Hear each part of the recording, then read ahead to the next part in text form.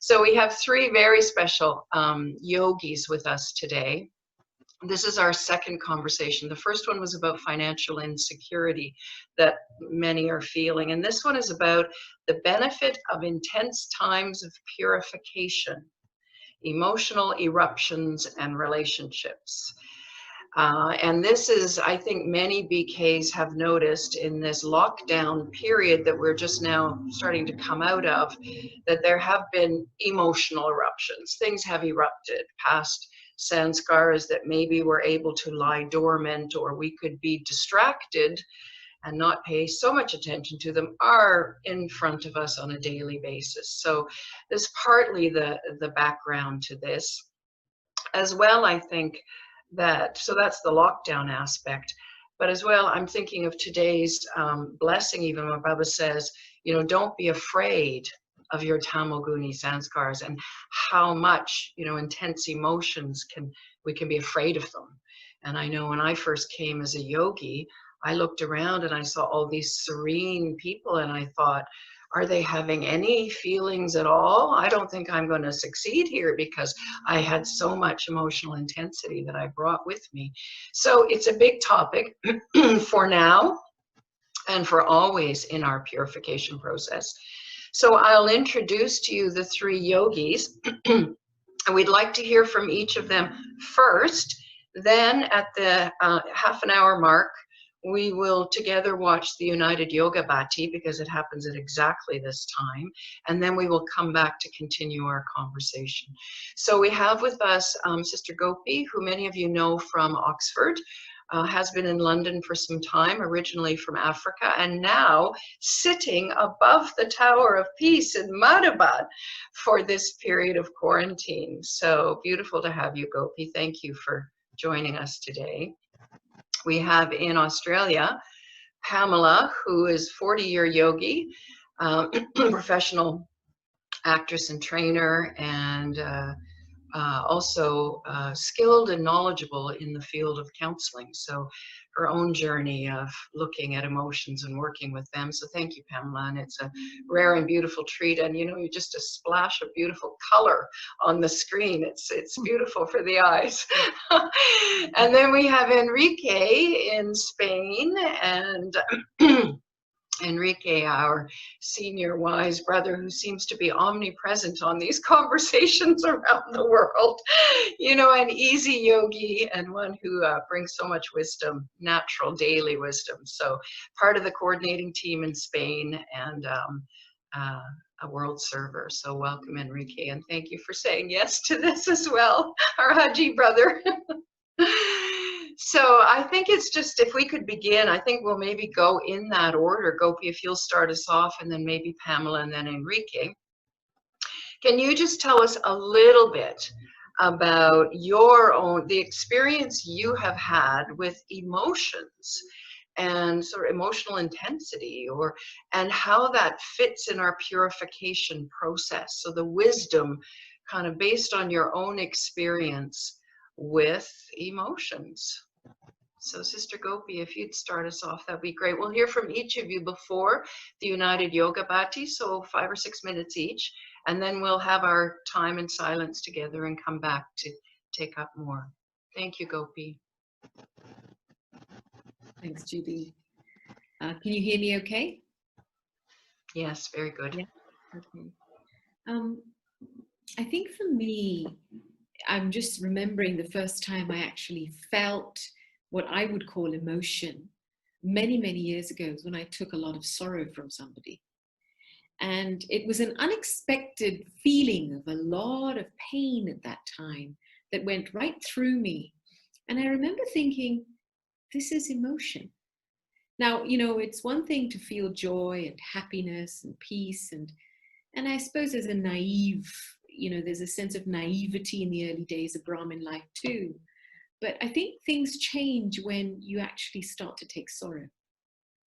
And, when I'm fast forwarding it back to this point in time, and I'm just thinking and observing the journey of what's happened to me since Daddy has passed away, and having the good fortune of being in Madhuban, that I'm starting to see how so much of my personal emotion is linked to something incomplete or unresolved, and also is probably rooted in some form of grief.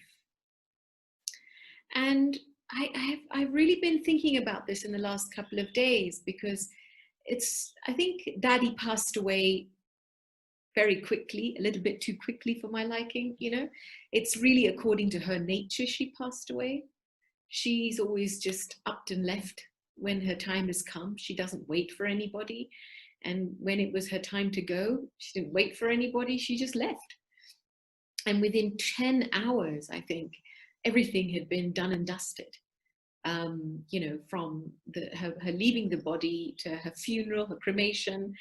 And it was a little bit like a magician that just comes along and throws some dust in your eyes and goes, I'm here 1 second, and then I'm gone the next.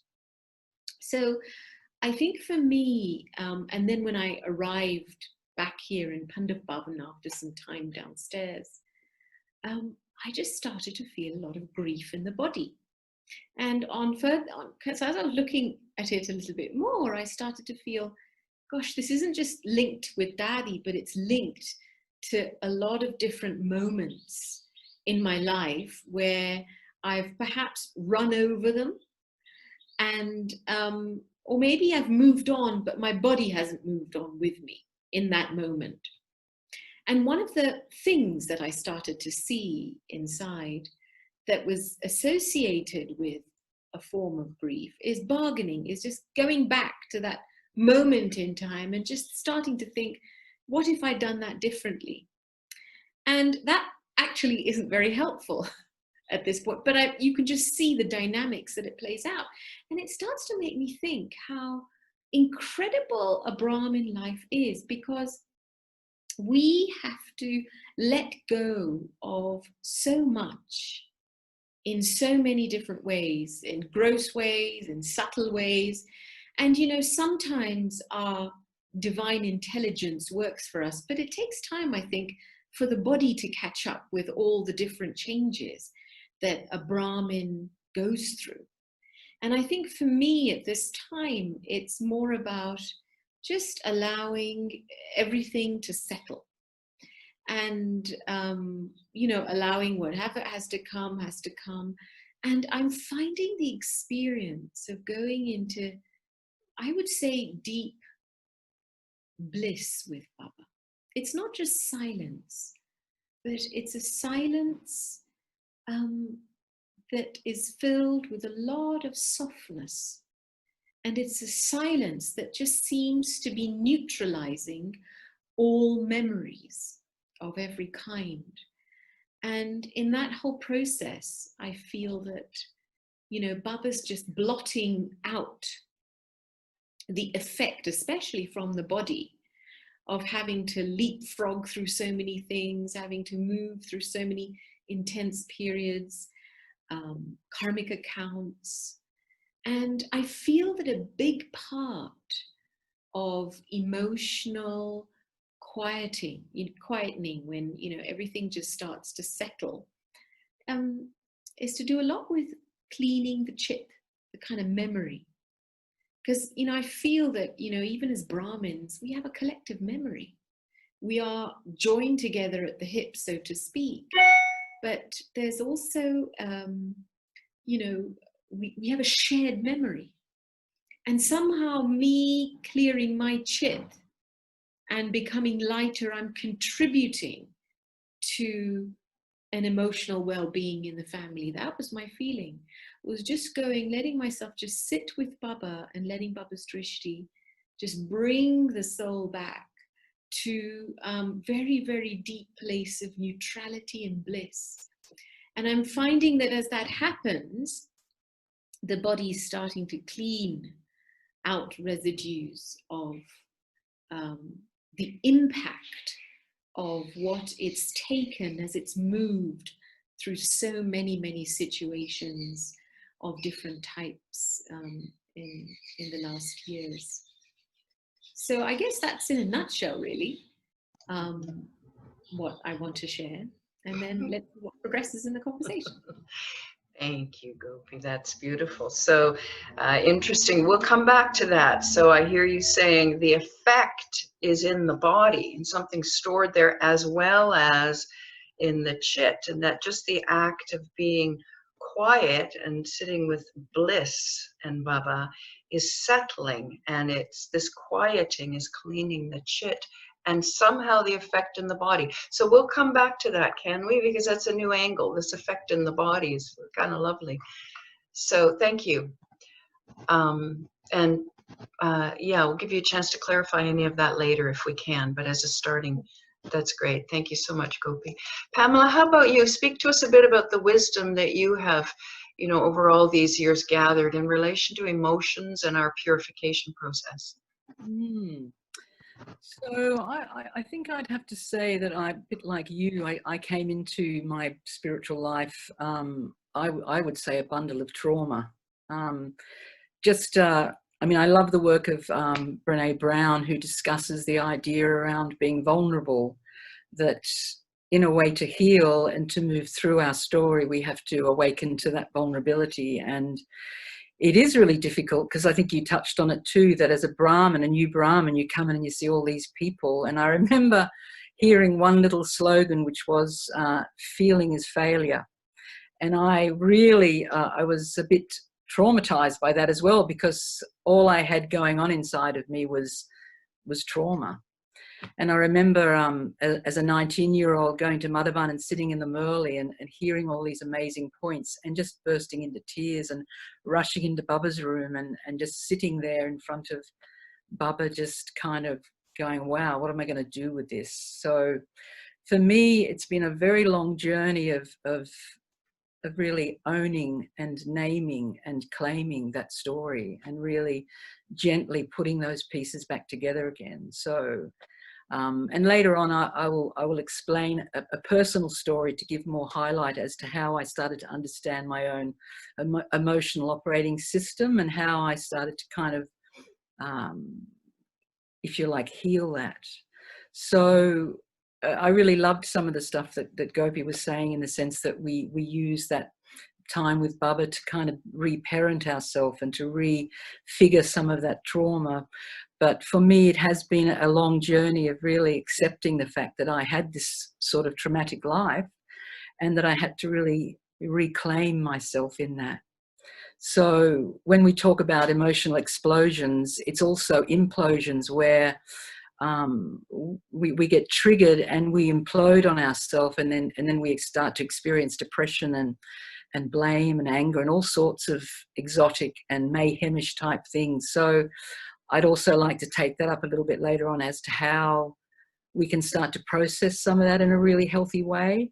And as we know, we can't really ask Baba to do that work. Baba is that beautiful vortex in which we can swim and have that experience of remembering our original self, but we have to do the work to identify what our story is saying to us particularly and start to work on that. So we can go into that a little bit later on, but that's been my journey. That, yeah, I've had a lot of work to do, and I'm still doing that work.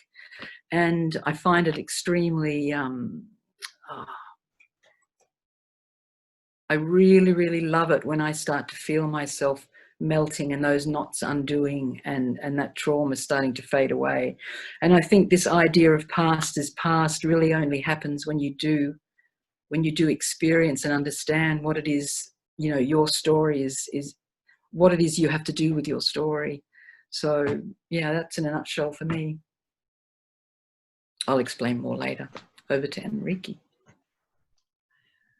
Yeah, well, let's make sure we come back to that, Pamela. You said a lot of wonderful things there. This is an interesting idea, an emotional implosion.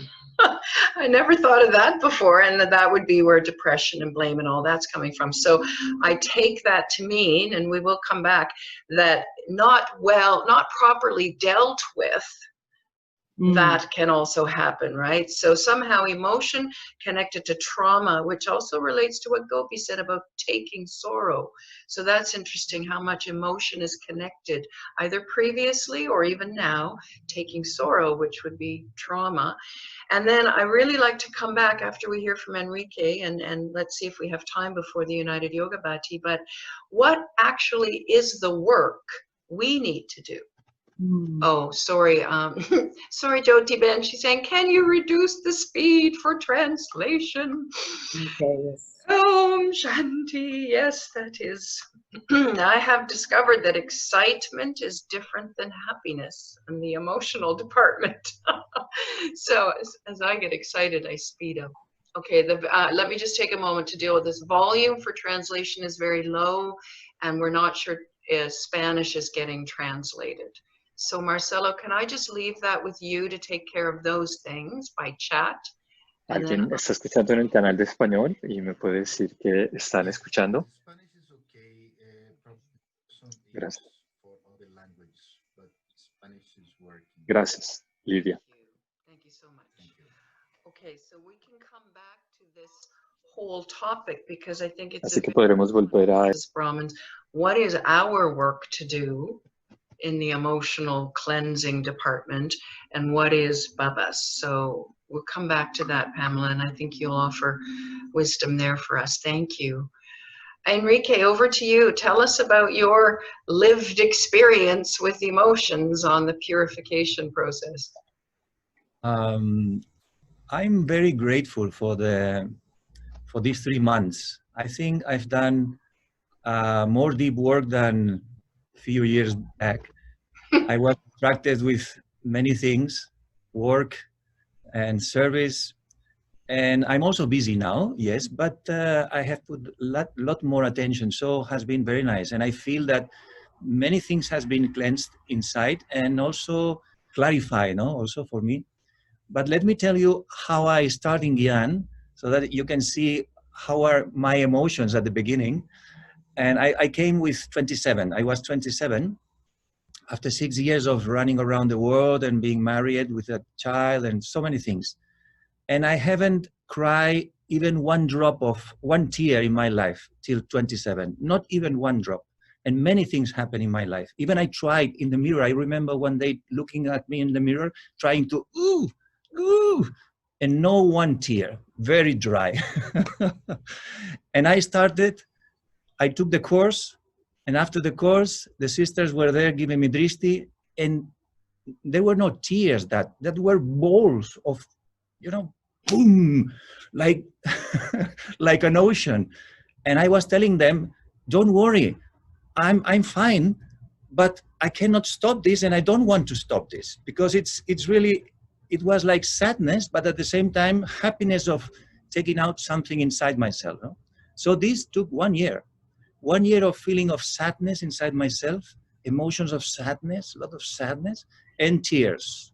And at the same time, mixed with love, experience of love. So it was really a up and down. No? So now everything has changed after 30 years. And I feel much more balanced.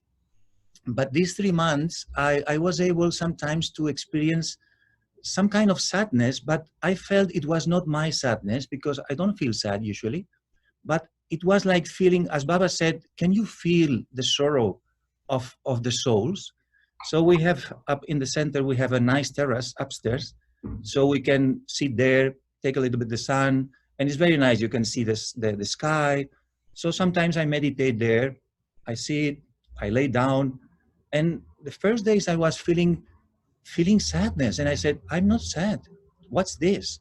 So it was like picking up the energy of the world, no? Also, so I feel that we are also like antennas, you say, antennas, and we can pick up the energy, what is happening outside, no? But then I went deep and I observed myself, and I realized that I need more to work on tolerance, on accommodation. And so I focused my attention and my concentration in my yoga, saying to Baba, Baba, you have said to me, I guarantee you, if you remember me, I will clean all your things inside and I will give you powers. No? So my work has been very of concentration, focus, and all the time 2-3 things with Baba, and allowing him to give me this light, this power, and be very open. And also with purity. I thought I need to clean something in my chit, no, in my subconscious mind. I remember when I started, I was smoking and I stopped smoking after the course. But during 1 year, I still was smoking in dreams. In dreams, I was smoking. But after 1 year, I remember one day in one dream, I say, no, I don't smoke. So I stopped smoking even in dreams. No? So sometimes dreams give me, to me, a lot of information. No? So I thought, let me clean deeper the chit or the unconscious mind, not the subconscious mind. So I was meditating and I felt that I had like a, I don't know in English, is worm? Worm? Is this a worm? It's not a virus, it's like a worm in my unconscious mind. No? So I thought this was the impurity very deep rooted in my inner, inside. So I was like an operation doing with Baba and open my mind and say, Baba, please take this worm, go inside and take it and clean it. So it was very nice experience, but still, because there is a big generation. So you took some, but there are other small ones, they appear. So for me, it's like cleaning the subconscious mind, no? Cleaning very deep and be very honest and open to Baba so that he can do the work. But your work is to be honest, to be open, not to be afraid, not to repress, but just to allow this to happen. And to be honest, this is what it is. This is what it is inside me, and I cannot avoid it. I cannot neglect it because it's there. So I try to be very honest, and this is my way of dealing with these things. And in the other side, I've experienced very nice feelings these days. So there were not big emotions, but more nice feelings of, as Gopi said, deep silence and very soft energy and some kind of serene happiness. So it was very nice, no? So this process of cleansing the chit and the subconscious mind and all this stuff brought to me nice feelings. So it was a mixture. And the thing that I would say is that I've put a lot of attention in myself about emotions and feelings and all these things. So I can feel in my body when some of these energies, I would say, start to emerge. I can feel in my stomach or I can feel in my chest. So they give me signals so that I can put attention, more attention, and be very aware of not allowing them to go out and to transform them before. So well, it's a little bit my experience. That's wonderful, Enrique. Thank you. Was there a time that you had emotional eruptions? I mean, it sounds like you went from not having anything to discovering. Was there a period in there when you found yourself with emotions that erupted? Well, yes, in a sense, irritation and anger was there sometimes. Yes. Okay. And this is the focus now on tolerance and accommodation. And so you've carried that with you throughout the journey, and then they show up in smaller forms now, but more obvious to you. Exactly. And also you have a greater awareness of the body signals when something's about to come up. So they're not entirely gone yet. No. And this is how many years? Only 35? No, 33. No, but that's reassuring in a way. I mean, our purpose for these conversations is to reassure and assist, you know, and so it doesn't seem like it's a magic overnight thing. No. From any of you, what any of you old yogis, golden, experienced Raj yogis are saying is that it is a journey over time. All right, I'm told we have 1 minute to Bhati. I wonder if anyone has 1 minute to say before we go into Bhati. You know, I was just feeling as Enrique was speaking, I was thinking, you know, Baba has something to do with this too. I mean, he's got a job to get done. and he kind of picks us out in whatever packaging we're in, and he will do what he has to do, no matter what your state or your condition is. And then you're left to pick up all the pieces afterwards, if you know what I mean. And so, you know, I kind of have to look at this whole emotional thing in the context of purification, because this very, very pure energy has entered our lives and is using us. And traffic control has just started on that note. So maybe right. We will tune in to the United Yoga Bhati as well. That's great, Gopes. Can you finish your thought when we come back after Bhati? All right. Thank you. 5 minutes left, and we have heard a number of questions from you over the break, so we will include those in our next question. So Gopi will first, if you can continue speaking a bit about Baba's involvement, especially in cleaning this chit. I think the thread that I was on earlier was that, especially for Brahmins, I think in Baba's language, Baba doesn't use the word emotion, but I know that Baba's Murlis refer to the word storm. So be it, you know, a storm of feelings, an emotion, it's normal and it's part of that purification process. And my feeling is that, you know, as I've observed in myself, getting to the bottom of various different storms, it's so deeply connected with a sense of loss at some level that's probably not conscious, and it might not even be of this birth. And I had this experience just recently sitting in Baba's hut, and there was very clearly something that I felt, it's time to say goodbye to this thing. And as I'm saying to Baba, Baba, take this, there's a voice inside me that says, no, I don't really want to let it go. And I realized that a big part of me staying stuck in an emotional rut, if you like, has to do with something I'm holding on to that I actually don't want to let go of in that moment. But it was so beautiful sitting there with Baba and actually saying to him, I don't really want to let this go, because in some funny way, this still brings me pleasure. And it was like Baba was just continuing to give drishti and saying, it's fine.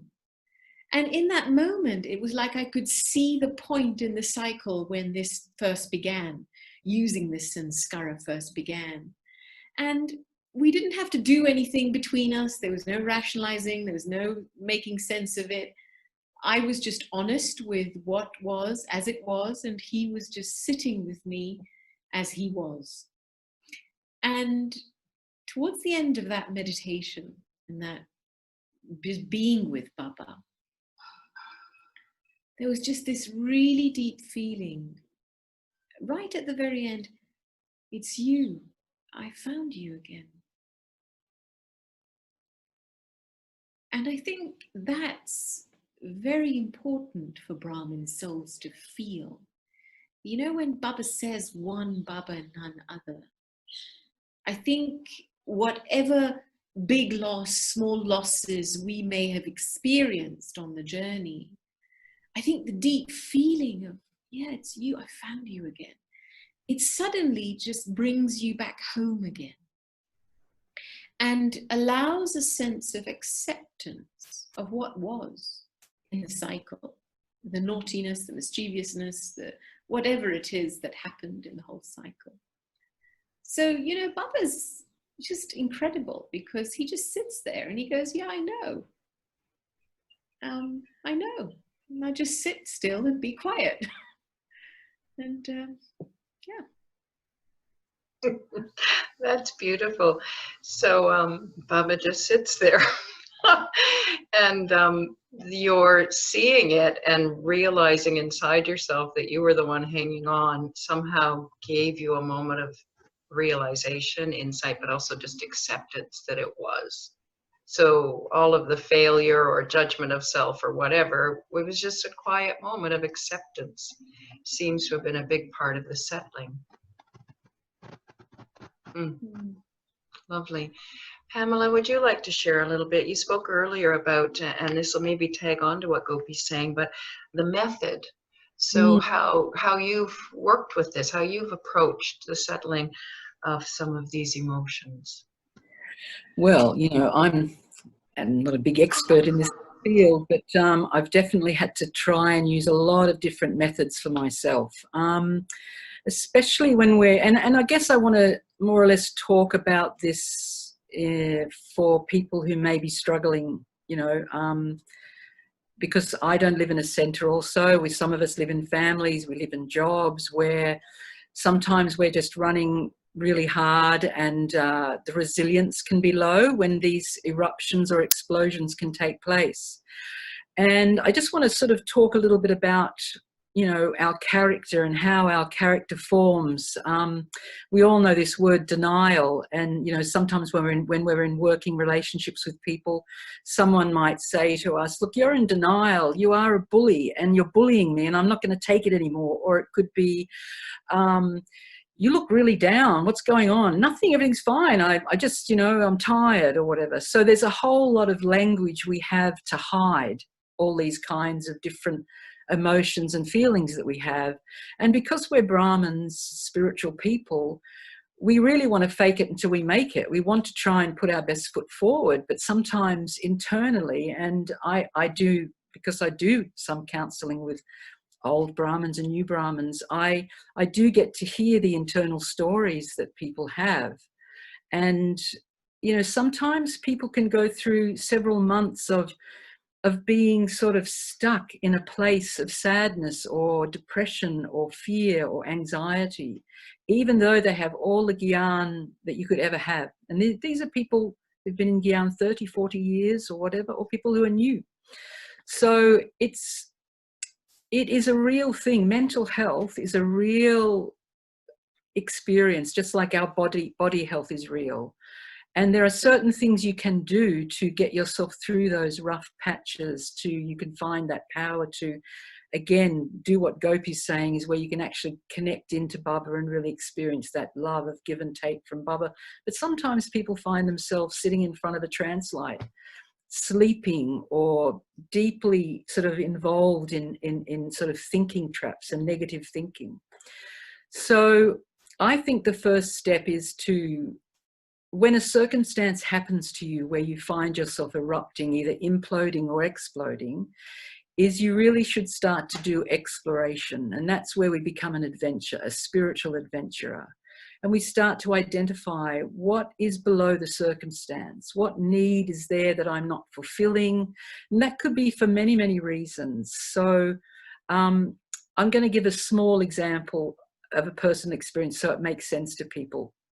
I went back to school when I was 30-something to learn counselling about 10 years ago. And actually it was not that far, but anyway, I went back to school. But in my childhood, I was dyslexic. So I left school at 14. I really never passed any exams. So here I was putting myself in university. And one of the very scary lecturers said, look, you're going to fail this essay. You need to go and do it again. And I found in that moment there was an explosion of blame and hate, and I really wanted to just run this teacher down and say, look, that's, you know, you're not a very good teacher, that's why I'm not learning. I was in denial. So this whole kind of eruption happened around something from my childhood that I'd actually never actually come to terms with, the fact that, you know, young Pamela really suffered as a child because she had experienced no success in school, and here she was, very intelligent woman, going back to school, and she was faced with having to really face that past. So I went home, I cried a lot, I felt really ashamed, and I thought, I have Baba's knowledge. I looked at Baba and he just looked back at me, and I still had that big lump that I had to deal with. So I thought, I am not going to fail in this situation. I'm going to actually really embrace it. So I rang a friend, Niall. I think he's listening there today. I said, Niall, I need help. I'm really suffering. And he came over. I allowed my little vulnerable child, a dyslexic child, to sit there with the adult child. I had Niall sitting there, and I really opened up and became vulnerable about that story. And, you know, he really just created a sacred space for me to sit with, and I could feel Bubba also there.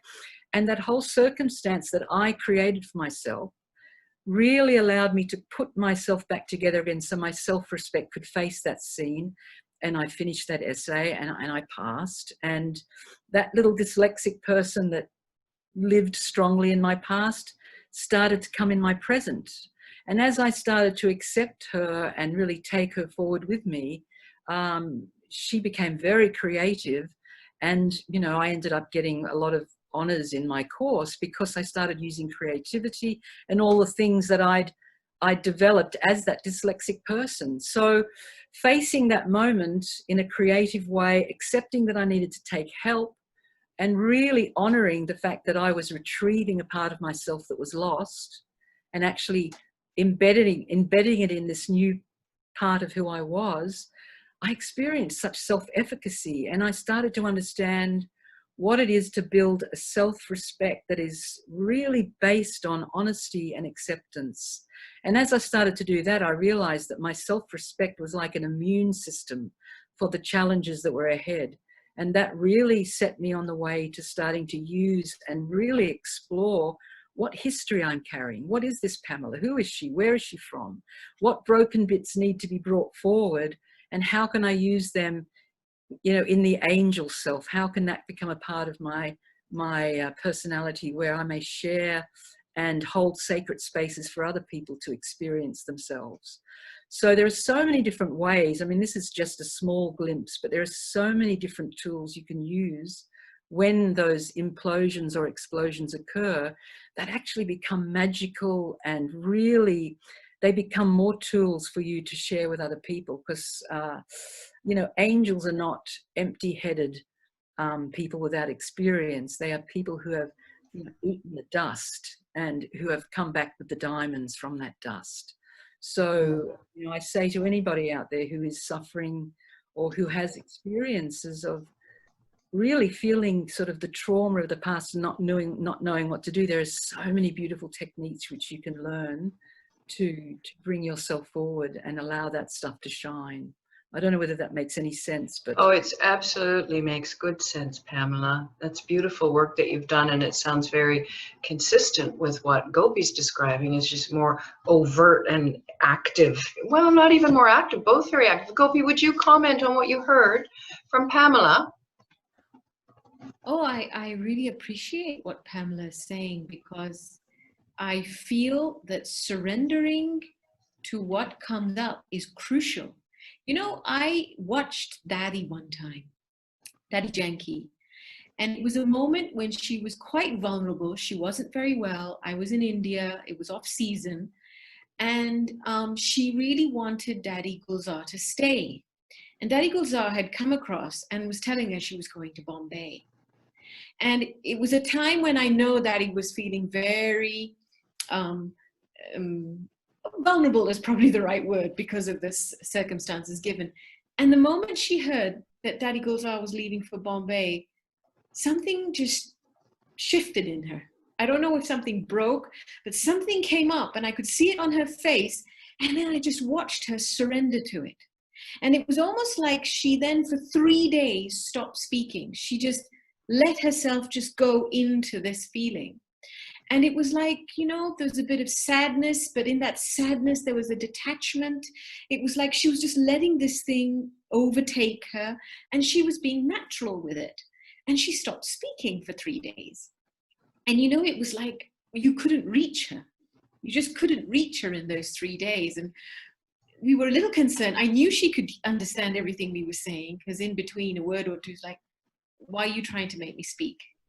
And then she'd just go into it. And I think there's something that's very important to hold that, you know, to hold that and to surrender into it, to let yourself feel the sadness. And then what starts to happen afterwards is you just actually start to appreciate the tremendous capacity of love that you have. Because I think that in every bit of loss, the reason why we feel lost so deeply is because we've loved so deeply. And I feel that's so important to touch base with, that I have loved so much and so deeply, and that's why I felt this loss. And it's okay. It's absolutely okay. So I really just appreciated what Pamela shared. Thank you. Enrique, comments from you on this. It sounds, and Pamela's got many tools, because I think she's made it an active exploration. And we all would have our own tools. But it sounds very much like a healing process is what our purification is about. Can you share a tool or a method that you find useful? Well, I agree completely with Pamela. Honesty and acceptance is very important. I would add, because I've done some work similar to that, no? To observe myself, to go deep inside myself, to see my child who was hurt for something, and take care again. And I remember I created an image of seeing myself and my image of when I was a boy, little boy, and also Brahma Baba, and saying to the little boy, don't worry, don't be afraid, I'm with you, I love you, but not only me, but Brahma Baba also loves you so much. So I was almost crying, because it was so nice, this feeling. So I feel this is very nice to connect with your child and to give love, because we haven't received many times love when we were children, no? So, but I can add another thing is journaling. I've processed many emotions and many storms, I would say. I like this idea of Gopi, that Baba says storms, no? Connected with his emotions. By journaling. I have so many pages and so many books written, and I talk to myself. Sometimes I talk to Baba, but many times I talk to myself, and I talk as a friend. I've developed the practice of not judging myself, not blaming myself. This I have achieved, and I have been very happy.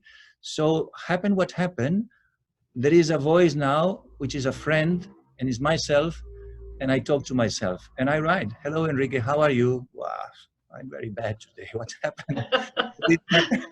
So it's so nice, no? And after 1 page, 2 pages, it's like Gopi said, if you surrender to that in this way also, because you write it without denying it, just accepting it and writing about it, it's like it dissolves. And one thing I've learned also is not to repress these storms, not to blame myself or to judge myself. Of course, not to blame others. This is very clear for many years already. Not to blame others, not circumstances also. So I have to deal many times with these storms, internal storms. And my way of doing it is writing. Writing, and also sometimes going for a walk and talking to myself and just walking and let these feelings emerge. I remember once, it was a difficult situation in the center. Souls were very tough. I was living in a very small place, and I used to live in big centers. So I felt really alone. First time in my life. Even before, I didn't felt alone, no? So loneliness, not alone, loneliness, no? So I was feeling really like lost. It was not a storm of anger or lust. It was a storm of maybe depression, I don't know, but it's not my nature, no? So I was walking, I remember, in the streets of Madrid and saying, what am I? I don't belong to this world. I'm disconnected from the other world. Baba is there, but it's like the translate, you have to say. It's like an image. But one thing was true, it's faith.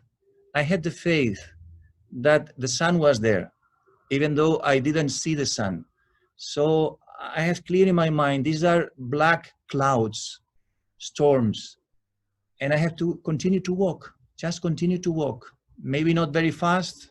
I don't know if there was slow, but continue to walk, just accept, walk. And always I remember the words of Daddy Yankee to me, but also to many other souls I've translated. She always put this finger like this and she said, don't stop, don't stop. So happen what happened, she always says, don't stop. So I think the storms are not a mistake. The storms are not a failure. The failure if you stop and you say, okay, I cannot do anything. I just live this life, and this is the failure then. But if you continue, I think it's part of the journey to have storms, and the art, I think, is how fast you are able to deal with the storms and to surf, no? And to go then faster, and then to arrive this place to creativity, and then the space of more, you have more space inside yourself because something has gone out. And then there is the contrary. Suddenly you feel more happy, more enthusiastic, with a lot of energy. Then you have a good meditation and you say, let's see, what's this? I was in a storm and now I feel better. So you have to learn about yourself and learn the process. And it takes time. But at the same time, at the end now, I feel it's very interesting, I would say. It's not comfortable, but if you change uncomfortability, no, into interesting, so it's not also uncomfortable. It's a kind of interesting process of observation, transformation, processing, and then space for yourself, creativity, lightness again, no? So something like that.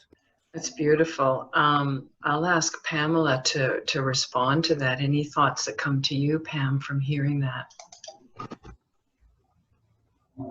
Oh, you have to unmute, Pam. Wait. I felt floaty. I felt taking on a journey with Enrique. Because I've been, hammering away at my own defense mechanisms and vulnerabilities for such a long time. I also feel the joy and the lightness, and in a way, it's the fruits of all the hard work I've done over the years.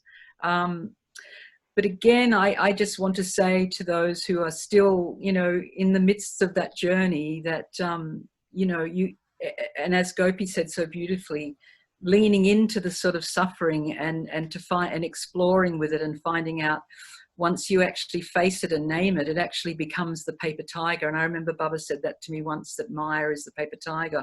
All you have to do is blow it. And he went like that and blew my face. And I was like, oh, okay. And I did try that method a lot of times. Yes, after all those hard efforts of not being afraid of yourself, really exploring and being the witness also, just, that's that idea of being loving and detached. It doesn't mean to be aloof and loving. It really does mean to witness and to really see what it is I'm experiencing. And often before we get to that courageous place where we want to sort of look inside ourselves and be able to identify what's going on, we've built a lot of different mechanisms around ourselves, that are kind of hard. And the beautiful thing is, once you start to be a bit vulnerable, to be a little bit more honest, and to create really spiritual friends, where there's a therapeutic relationship between you and your Brahman friends, where you can actually really speak honestly, and the other people listen without judgment. You listen to them without judgment, and you create a community, a therapeutic community where honesty and respect really grow. That's when you know that we can create heaven on earth, because until we have that kind of kindness and empathy with each other, we really won't be able to be a community. And I see it happening more and more, as I listen to, the older Brahmins who are becoming really comfortable with their shadow side and starting to do that deep work. You really do feel a lot of trust and a lot of openness with those people. So we need to become more like that for each other, so that we can become, that community that really is living and walking the talk. And there isn't those political games or that, sort of jealousy and struggle to get position and fame and name and all those things which actually are treacherous for our well-being. So I'm really loving to hear where everyone's at, and that feeling of freedom that people are starting to feel. Yeah, thank you, Pamela. All three of you are talking about surrender. All three of you are talking about just accept it. All three are talking about friends, whether it's, sitting and Baba just sits there with me the way Niall did with you, or whether it's, it's speaking in your own journal to yourself as a friend, but getting to the point where you're no longer blaming yourself or blaming others for the emotional intensity that you're experiencing. And that's the journey we're on, isn't it? But it sounds like a critical element. I think there's a Buddhist saying that says, I am the sky, everything else is weather, using our storm metaphor, you know, so that we call it detached observer. We practice all the time to pull back from the emotions we're having. And Baba uses it all in one word, storm. Storm came, storm left, I'm still here. What about any advice, because this came out as one of the chats actually, was if you're feeling guilt, or you're feeling failure, or you're feeling bad, even though you're doing all the right things in your Brahman life. Could one of you respond to that, please? Words of loving wisdom for that. Could I just speak to that briefly? That you'll find there are themes, you know. So for me, I had several years of feeling rejected, and it was a theme that ran through, you know, my experience. And once I understood it was a theme, and that I am not rejected, I am a creator. So I turned it around. So I think, you know, the person who asked that question, you'll find a theme in your sadnesses or your irritation or whatever it is. And then you just have to find the remedy for that, which is, you know, whatever the theme may be, you'll be able to find a remedy for it. Anybody else want to suggest anything? You know, I suppose what works for me is actually switching off my intellect, because I'm a bit too clever for my own good.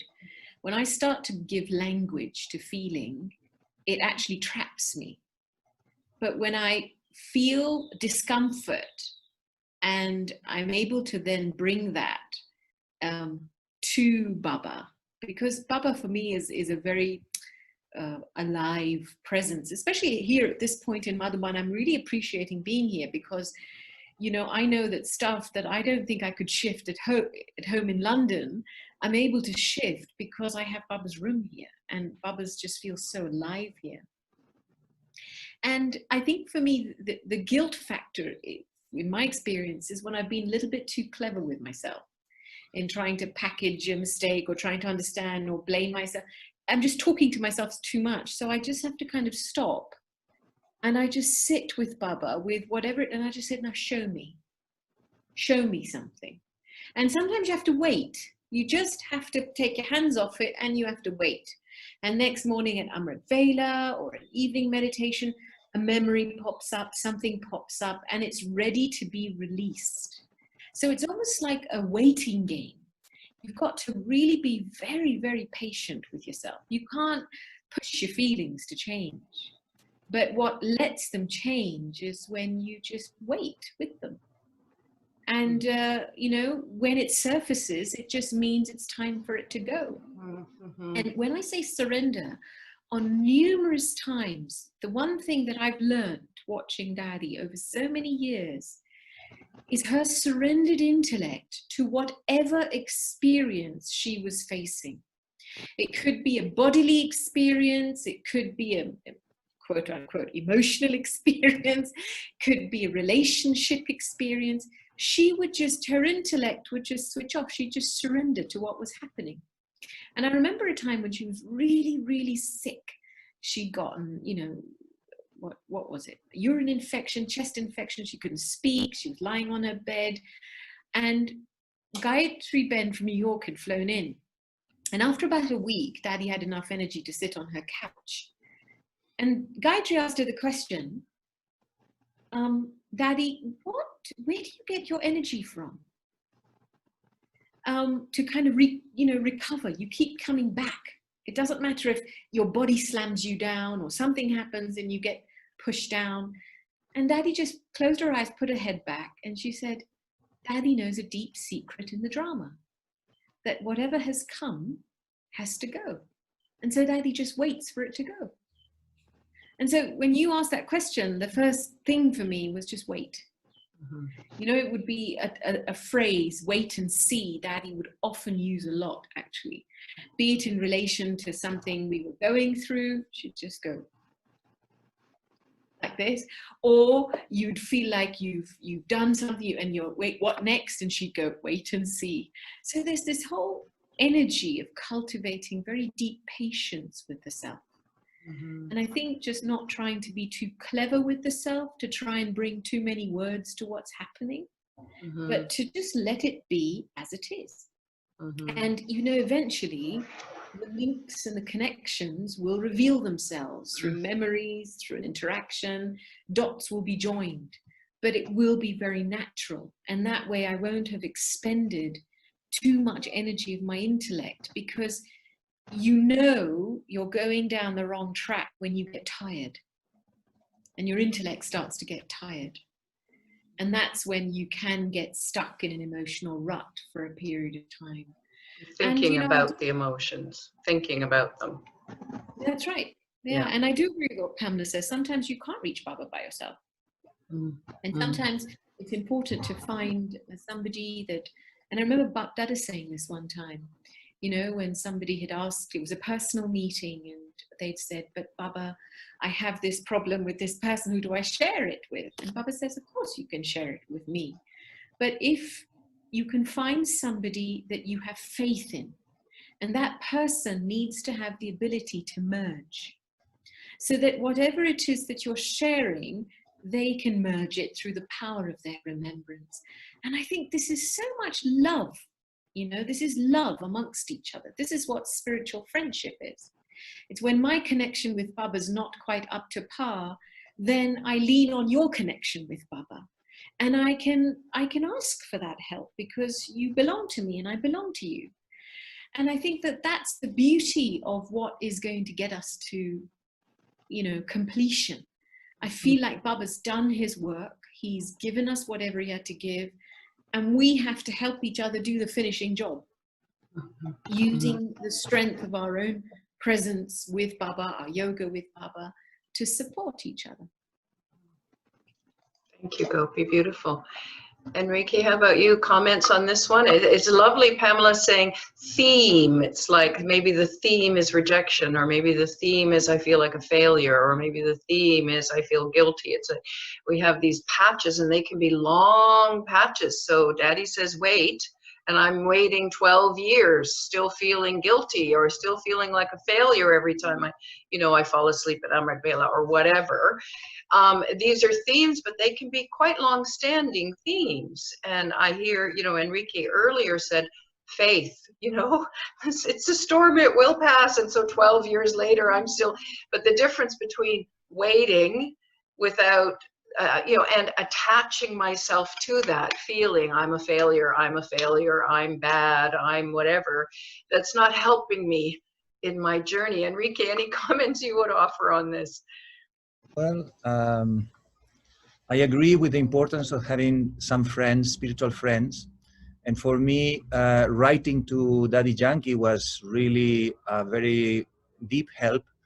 She didn't reply long letters, just one sentence or two sentences, but it was enough, no? Just writing to Baba or writing to Daddy was enough to suddenly to feel relief, no? And to feel more light.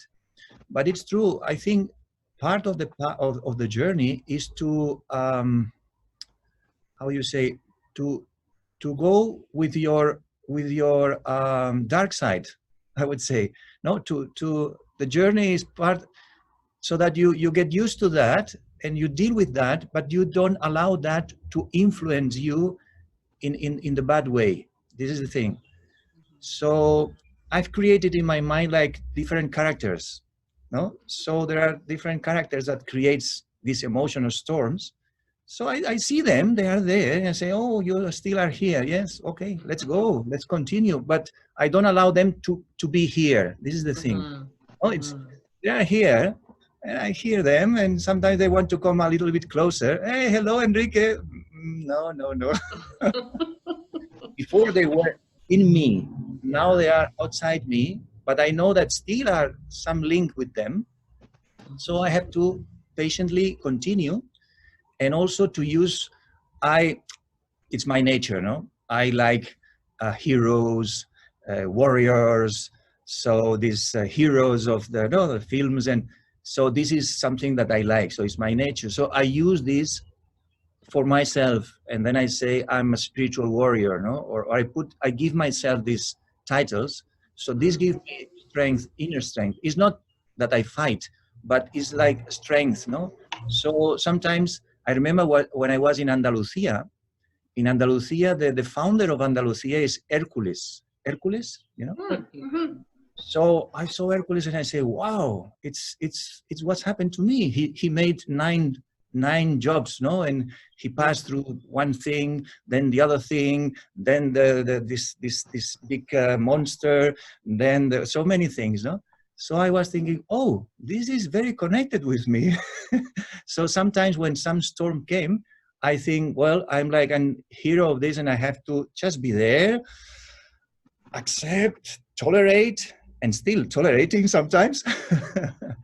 And lot of patience, because I've realized that it's not worth to blame yourself, because this gives you not energy. So just accept, continue to move forward, don't stop, and see the destination, or see who you really are, and bring this energy to yourself. And of course, when you can and you are close to Baba, bring the energy of Baba and accept, go, move on, move forward, and the destination is closer and closer.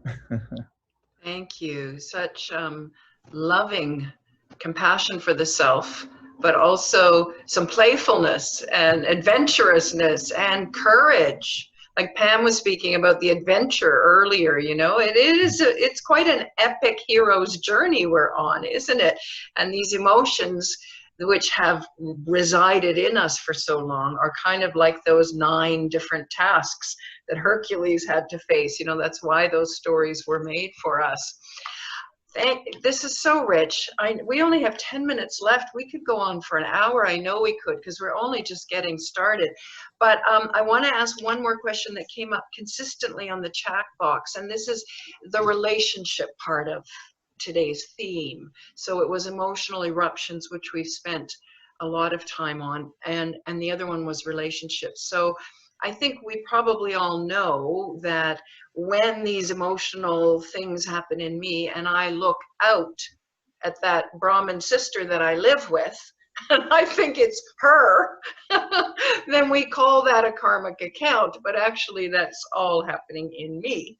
But the question on the chat box is how to manage in the settling of, in the relationship aspect, because while I'm going through my things, my Brahmin brother or sister is going through their things, and it's all happening sometimes in quite close quarters, whether physical quarters or just we see each other every day for 35 years, you know? So comments on the managing the emotional intensity that's also within the relationships. And we'll start with you, Gopi, on this one. You know, I was remembering Oxford. There's 38 of us in one house, and everybody knows, the brothers know what clothing the sisters wear, the sisters know what clothing the brother wear, everybody knows what's happening to everybody because you're so in each other's faces. And I think there's 2 things that I felt over the years helped us to kind of regulate, because you're right when you say that, you know, Brahmins do become triggers or instruments for us to be able to settle stuff inside us, and it's not with them, but they're major triggers, is that collective yoga. That when we've consistently sat for yoga together, we've studied together, the disciplines that Baba has put out for us, that energy of actually just generating spirituality collectively helps very much in neutralizing or allowing us to pass through our stuff quickly. And then the second thing is that we would have regular meetings. You know, every Tuesday night was our family night, where no matter what happened, you know, classes, no courses, no nothing. And that was the night when we could do a number of things. Over time, everybody started to get comfortable about opening up. It wasn't so easy in the beginning. because when you're going through something, you don't want to talk about it, and it's probably wise not to speak about it. But, you know, we just bake a cake and eat a cake together, and sometimes that was enough. But more than just the actual, just knowing that Tuesday night we're just going to be together, that was enough. It was enough to help start to maintain a sense of lightness. It's okay, whatever is as it is, we can laugh about it, we can forget about it, leave it in the room, be light and move on. So I think that when you're in a community together, of course, the strongest thing for me, the most powerful thing is actually studying together and having yoga together. That Baba does so much through that collective. And if we separate ourselves from the gathering, which what happens when I think we get stuck in an emotional rut is that, you know, you can want to go off by yourself and work it out. And actually you're just elongating your suffering. But to actually be part of the gathering, and, you know, it will pass. I've known times when in Oxford when, oh my gosh, you know, you wake up and you go, oh, this is so horrible. This is such a horrible feeling. And then, you know, you make yourself get to Murli, but as you're sitting in the Murli and the energy of the Murli, the energy of just being in the gathering, that just by the end of the Murli, that just takes it over and finishes it. Mm-hmm. So there's something very powerful now at this point in time, especially where the power of the gathering is very, very important and helpful in helping to finish things. So just stay with it, you're saying. Even though you feel like your skin is being peeled off, as I remember Sister Denise once saying, you just stay with it, tolerate. When you accept that this is what you've created. You know, I remember this one time when I had reached a real point of like, I don't think I can take this anymore. And then I just sat down and I went, okay, you walked out of your kingdom. You abandoned your kingdom. You left it in chaos. Now you're coming back to reclaim your kingdom. You're going to get some pushback. Face it, accept it. You know, forgive your kingdom, forgive your people, forgive your subjects, say sorry, but tolerate this stuff. And, you know, maybe this is like a pinprick of an experience compared to the Dharamraj experience. So just bring it on now so that you don't have to face Dharamraj later. But I walked out of my own kingdom. And until I accept that, I will not be able to tolerate storms. I would always try to rationalize storms, cope with storms, or, you know, gyanialize them, but I won't be able to surrender to it and pass through it because I have to. I let myself down. I walked out of my kingdom and I have to come back and reclaim it again. Thank you, Gopi. Wonderful. Pamela, words of wisdom from you. I think there's a lot of skills we can learn. You know, like we need to learn to argue well, not to be afraid of our interactions that can be difficult. We need to learn how to have difficult conversations without being aggressive or blaming. And we also need to learn therapeutic ways of listening. So if someone is really having a rough day, you know, be generous and give a bit of time and really be a good ear or a sounding board for that person, and then they'll be a sounding board for you one day. So we really, and if, you know, we escape our family of origin only to find that they're all living in the centers, or, and I know a lot of the people who are really, may not be centerwasis, they may be living in the family where they have really difficult situations. Maybe some people in the house are drinking, maybe their children are going through really intense times. So really recognizing that the skills we learn to listen well, to really validate other people's experiences, to be able to share our own needs in relationship and say, look, you know, I need you to listen to me today. Do you mind just not speaking and just letting me tell you what I need to say for this certain amount of time? Be brave in relationship. Ask for what you need. And if that person is worth their salt, they will give it. And you can explore and exchange in that way, because we all have to sort of find out how we live together as people. A lot of spiritual people are afraid, maybe I'll get attached. if you get attached, you'll have to deal with that, because attachment is uncomfortable. You know, in the end, it's better to have learned about love and attachment than to be numb and be lonely. So each sort of little drama has got something to offer. So I think I really needed to learn how to argue well, because I lived with, you know, an abusive dad. So a lot of my childhood was just really escaping anger.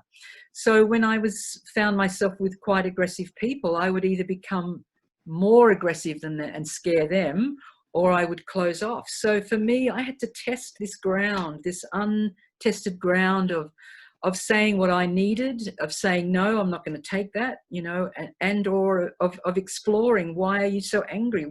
What's going on for you and me? What have I triggered in you? To not be afraid of those kinds of conversations, because you learn so much. And then to really, you know, we all have Baba to look at, and we know that is the resting place. That is the place where we get that resilience and that intense power and love. But when you're stuck with your logic, you know, your family of origin, or you've escaped them and you've found them at the center, you have to face it. Ultimately, you have to learn how to integrate yourself with those troubles, if you like. And then after you do that, you actually make these lifelong friends, these people who you can really, really trust. And it's magnificent. It's really worth that exploration. Beautiful. Thank you, Pamela. Magnificent. What a great word to end with when we learn these skills. Enrique, I think the last word to you, and then we're going to close. Well, I agree with everything. We need to learn this communication skills. Is very important for Brahmins. Sometimes it's a problem just of misunderstanding, and we need to learn some skills. But I would say, to add something more,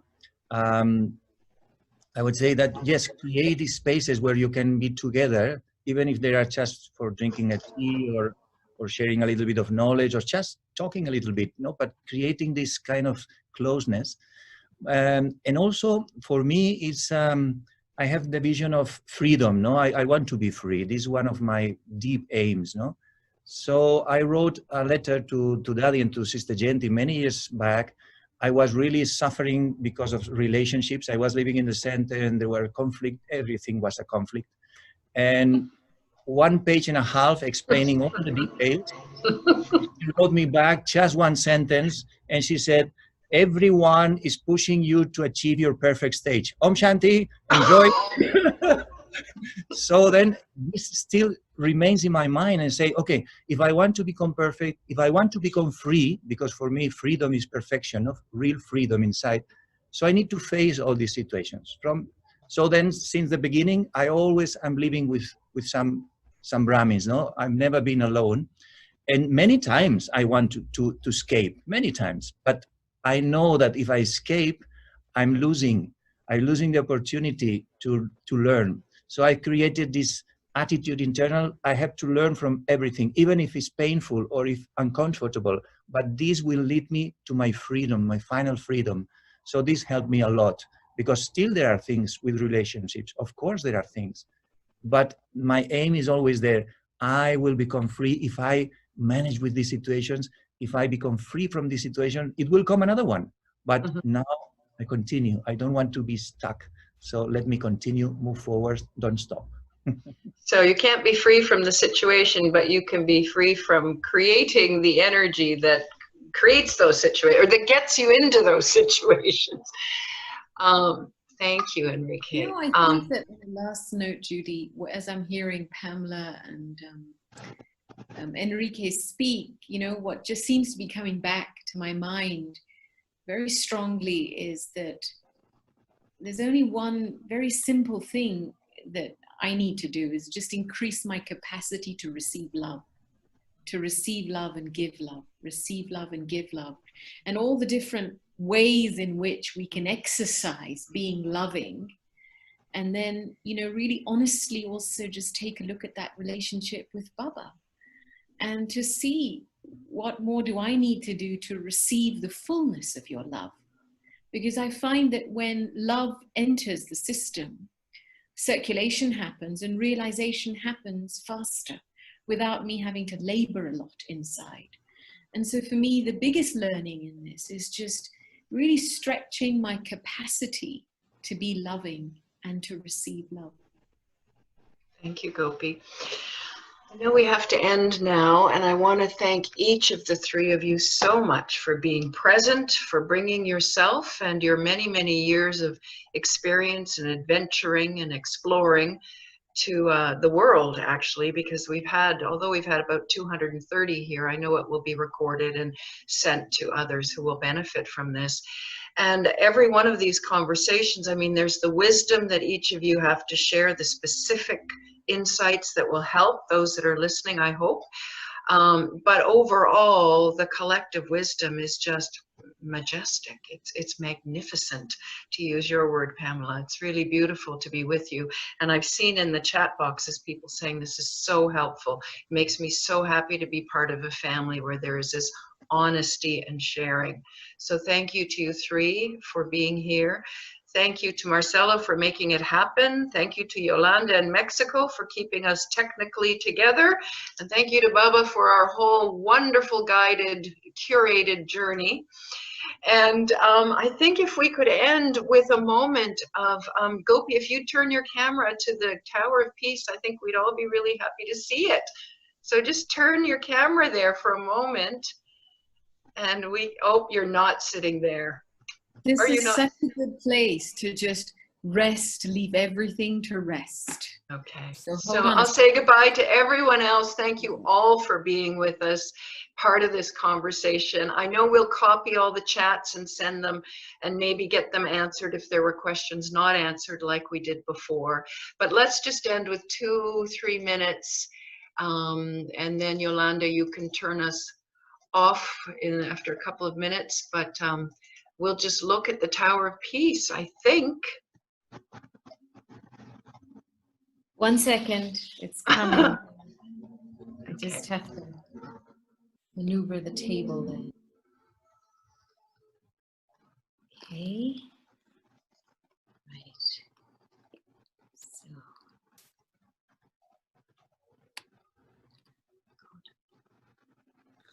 Can you? No. Hang on. Oh, it's still light. Can you spotlight that, Judy? I can spotlight it. So welcome home. And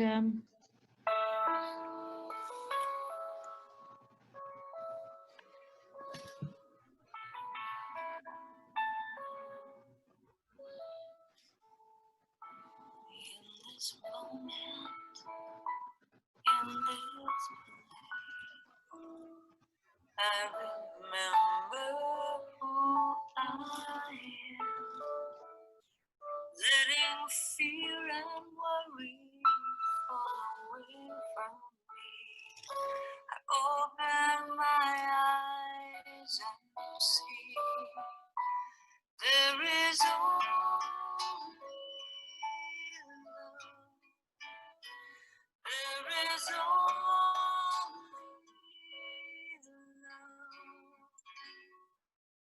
love that heals, love that sets us free. There is only love. When I lose my sleep, when it seems I've lost my way, when I go inside and quiet my mind, I can hear spirit say, there is only love. There is only love. It's a love that heals, love that sets us free. There is only love.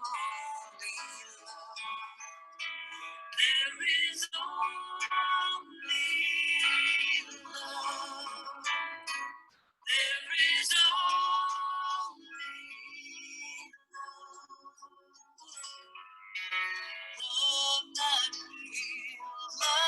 that sets us free.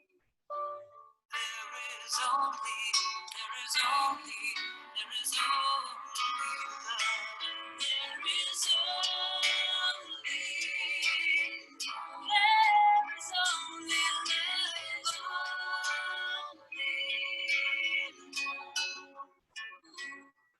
it's a love that heals, a love that sets me free.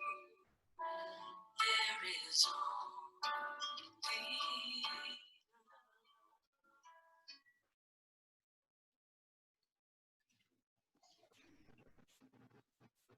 Om Shanti. Thank you, everyone. Lots of love.